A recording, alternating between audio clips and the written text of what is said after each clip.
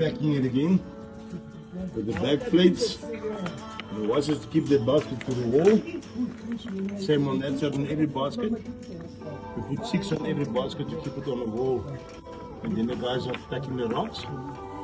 And they're putting the bracing rods and the bracing straps in to keep the baskets all the same and square.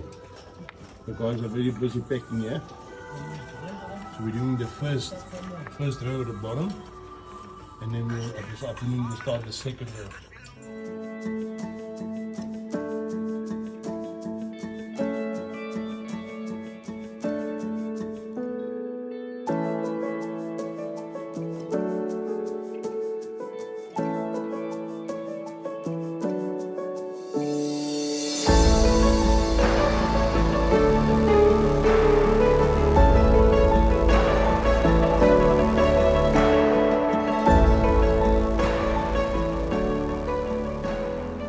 This is our final day of The side. the site at Irene, South Down.